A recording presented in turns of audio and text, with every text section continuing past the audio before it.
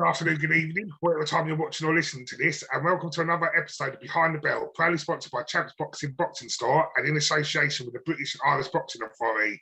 Happy New Year, everyone. And this week we're joined by Matt. Hi, Matt. Happy New Year, mate. Hello, mate. Happy New Year. How was your New Year, all right? Yeah, mate, I've done nothing, to be fair. Just sat indoors, popped around, see my sister.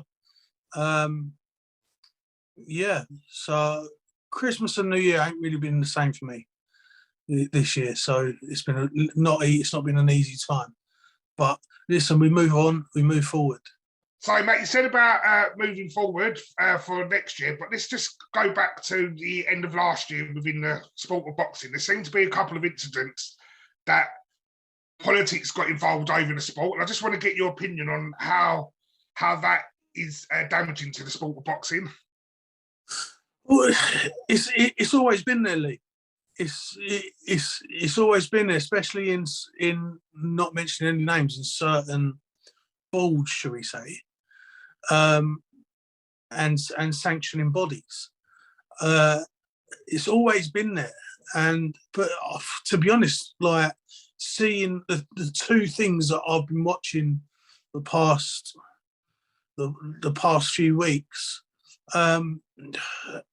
It must be so frustrating for the boys and girls that are doing all they're asked to do and getting to where they should be and not getting their chance. It must be quite frustrating. It's quite sad for me to see. Do you know what I mean? Like, it must be quite a tough time for these people. Getting into one of the situations that we've seen been unraveling over the last couple of weeks is a friend of the show's Archie Sharp situation. For people who don't know, do you want to go into a bit of what led up to the situation and what the situation is now? So Archie Sharp's ranked number 1 with the WBO. I think it's lightweight he's moved up to. I think he might be off or either super feather. He's ranked number 1. Now, therefore, pen to paper, he should be the next person to fight for the title. Now, Shakur Stevenson has vacated that title, and he's moved up a weight. So, therefore, Archie should be getting his chance to fight for the title. Now, unfortunately, I hope he's okay. Oscar Valdez has pulled out of this fight he was meant to have, because 2 was meant to fight. Again, ridiculous. 2 was meant to fight. I think Oscar Valdez was, I think he's about number 3, or might even be number 2, and someone else I've never heard of was meant to fight for an eliminator. Then Archie and Liam Wilson was meant to fight for another eliminator. Whoever wins out of them gets the fight, right? So now obviously Archie's the highest rank there. So now Oscar Valdez pulled out. Now Liam Wilson, he's ranked number 5, has gone up to fight and take Oscar Valdez's place for the title, while Archie now hasn't got a fight. But as far as Archie was aware, he was meant to be fighting at the end of this month in Vegas, wasn't he? Yes, correct, against Liam Wilson. But now Liam Wilson's moved up to fight for the title, and Archie ain't got a fight. I don't see it. I can't fathom it. I don't understand why. If he's ranked number 1, Archie's done all the hard work to be at number 1. So therefore, he should be there. He should be the one fighting for the title. He should be the biggest one. People should be queuing up to fight him. And not just that. So just before Christmas, Archie went on to IFL to say that he found out his fight was off via text message or Twitter or something. Yes. So Paul didn't even speak to him first. No. It's a WBO. It's nothing to do with the promotion. Well, it might be. It might be something to do with the promotion here. I just feel like Top Rank sort of maybe protecting their fighters against Archie. But yeah, like Archie deserves his chance. Archie deserves that belt. obviously I am going to be biased. Of course I am. He's my cousin. I'm gonna be shouting from the rooftops that he should be getting it, and he does deserve it. That man is an absolute machine. He works hard. He lives the life. Like, there is nothing that man can do at the moment, and he's just getting it thrown back in his face, bless him. And I feel really sorry for him. But not just that, he had to go through. He thought he was fighting. He's been in camp, paying out, yeah. And then it just seems weird that via a tweet, to be told you're not fighting, it don't seem very fair. Like, that's very unprofessional, to be honest. Archie should know first. He's the man in there. He's the man that's going in there, putting his life on the line for his dreams. He should be knowing this. He should be knowing this before he reads Twitter. And I just think that was really unprofessional, to be honest. Do you think it's just the politics because it's in America and American fighters got involved, or because I don't know, Lee, where I want to put my finger on, or what I want to put my finger on. Like, there could be a few reasons. Like I've said before in previous podcasts, I don't work on assumption. Yeah. If I want to comment, I want to know on facts, and everything I've said today is facts. Like, if there's any kind of assuming there, I don't want to know until I know facts on what to talk about. So there could be one of 100 things that reason could be, but I personally think it's dodgy. I do believe it's dodgy, and Archie deserves his chance to be a world champion, which he will be a world champion eventually. So Archie, if you're listening to this, mate, keep strong. Yeah, you'll get your time. You'll show him who the real sharpshooter is, and keep strong, mate. Keep mentally strong. You'll get there. Now, moving on, he's just talking about facts, and something that everyone's got an opinion about, but we hardly know any facts about, is the Conor Benn situation. How do you think that went out, and do you think that the politics involved in boxing hung Conor out to dry and made him guilty because we haven't been presented with facts? Listen, I've been thinking about this, and I've been reading, I've been researching, and nothing that I've not heard on the inside, nothing like that. But I believe Conor Benn's innocent. I think there's something outside of this, outside of boxing, has done this. Now that's down to the government and their legalities, because I believe that there is something in food. No, I agree. I didn't even think of that until we spoke to Gianluca, and he brought up the really good point about the horse meat situation. So legals have horse meat in your meat in this country, but we had it in our meat for years. It's that easy. Yeah.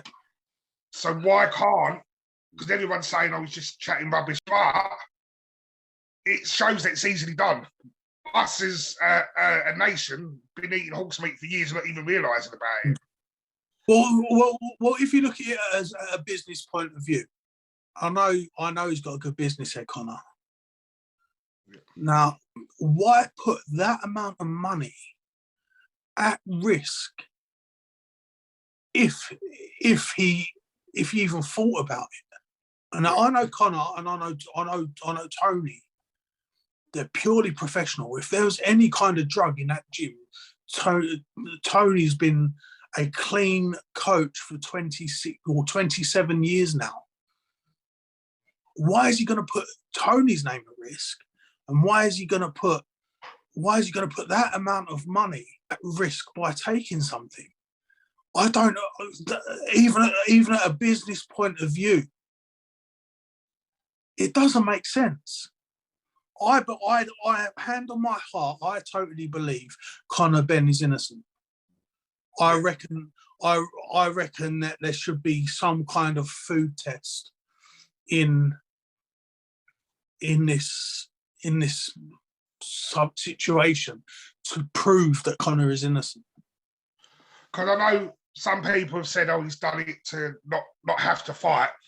But why would you put yourself through this situation where you could have just said, "I've got an injury"? And a lot of money for that fight. Exactly. You turn down your biggest payday. We all fight to get paid.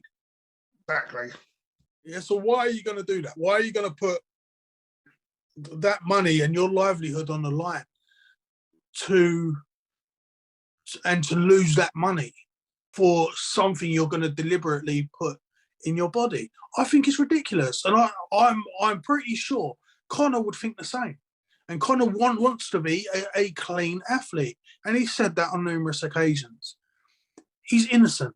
He's totally innocent. He's holding himself correctly,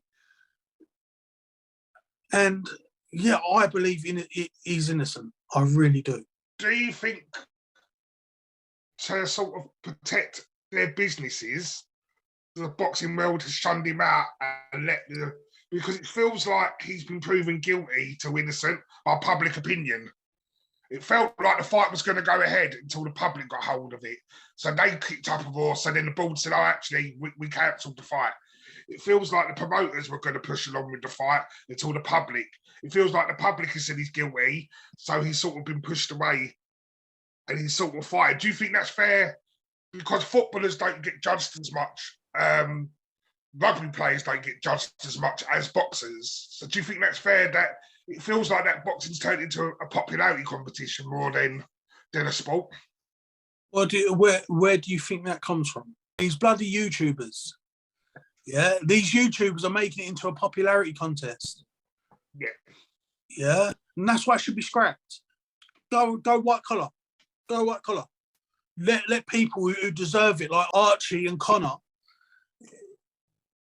deserve their spot, deserve what they've worked so hard for.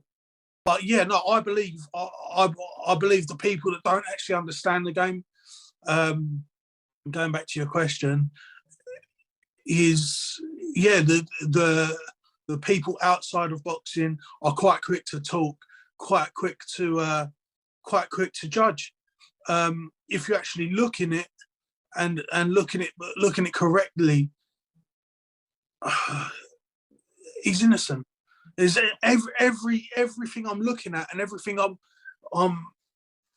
I'm reading, watching, there is not a guilty person looking at me. Yeah, but it also goes back to what you're saying about facts. We don't know the facts. And I admit, on that first day, I was very quick to jump in because you just see the reports. I text you, said, "Fights off, Conor's a cheat," and all this stuff. And you text me back and said, "Wait to see the facts." The facts haven't been present. Again, that's not Conor's fault that he hasn't been able to speak about what's happened or things haven't been released. But everyone's jumping on Conor saying, "Well, if you're innocent, provide us with all these facts." He's in a legal battle. You're not allowed. You're not, like you say, it's a legal battle. It's a legal battle. That's sort of like if someone's got a court case in the general community, and you're not allowed to talk about it. Exactly. So no, he can't talk about it. He can't prove it yet, but he will. He will prove it, and he deserves to prove it, and he deserves to clear his name. 100%. And how do you think he needs to react? So in a way, he's been accused of something, and the boxing world has said he's guilty. But once he's cleared his name, he then needs to go and perform for the boxing world and make their money. How does that play in your mind, do you think? Listen, no, I believe he needs to go into there, sort of like the middle finger to everyone, and he does his thing. It'd be like, "I told you so." He needs to go out there, get that world championship belt, and go, "Told you, mate," and walk away. Listen, Canelo got done a few years ago. Yeah, now he's one of the pound for pound. And he's one of the best, and no one jumped on him. And I still argue with people on it. I still argue, no, I believe he's still on it. He's still on the. He's still on the hard stuff. And I still have full blown arguments with people today on the Canelo saga, but no one jumped on him.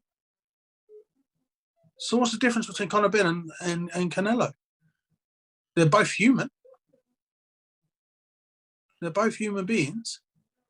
What's the difference? Great. Like, that's what I was going to ask next. Why do you think like Canelo was granted that path to get on and sort out his business, where Conor's been pushed out and shunned by the boxing community? Maybe because of his name. Maybe do you think it's because who he was fighting as well? Because if it was a lesser name, it wouldn't have been as of a bigger deal. Listen, I think UKAD and VADA have got a lot to answer for. Yeah. Not Conor, UKAD and VADA. So how do you see now moving forward into 2023? Because there is a bit of a TARDIS next to boxing name as a sport. Because it feels like at the moment politics are getting in the way of the big fights being made. Politics are getting in the way of people's careers moving forward. So how do you think the sport moves forward over the next year? It's not going to move forward. The politics will always be there. But it's all about the boys and girls that it's happening to, screaming. You've got to keep screaming your name. Keep these organisations and keep these people making the decisions. Keep your name in their head. It's always going to be there, but it's who screams the loudest. And do you think it helps? And I know it's a promoter's job to get themselves out there to sell the fights and that, but the bickering between promoters on social media, do you think that helps support the boxers? Or do you think that can tarnish? Because, like, obviously we've had what's happened with Cody come out, and we've got boxers jumping between promoters to get the best deal, which they're entitled to do, because they need to get paid in a business where they're putting their lives on the line. But do you think it's drawing attention away from the fighters, the way the promoters are going at each other over social media all the time? It's all about whose dick's bigger than yours. Yeah. It don't matter in what line it is. There's always going to be something like that. It's always going to be in the words of the film The Gentleman, a good old-fashioned cock-off. That's the way it is. Like, my promotion's better than yours, and is that hard as well? It's part of life. Yeah. There's always going to be someone out there thinking that they're better than you and who are better than you. And again, it all comes down to assumption. Where's the facts? Where's the actual facts to say that there's who's better than whoever? What a promoter's job is to get the fights on and get the bums on seats. If pen to paper, you'd be shocked on who gets it. You would. You honestly would. Yeah. See, again, that's on assumption. I haven't put the pen to paper. I'm not going to say who's the best. I know the ones I like, but that's different to being who's the best. Agree with what you're saying, Matt. Well, that was a very quick beginning to the year for us. We're just going to wait and see for the boxing schedules to kick off again. Next week, we're joined by a very special guest, because we're joined by yourself, Matt. We'll find out a bit more about you, Matt, and find out how boxing has played part in your life. So, like we said at the beginning of the episode, everyone, Happy New Year. Remember, hit us up on our socials. Have a good week, mate. And you, mate, take it easy.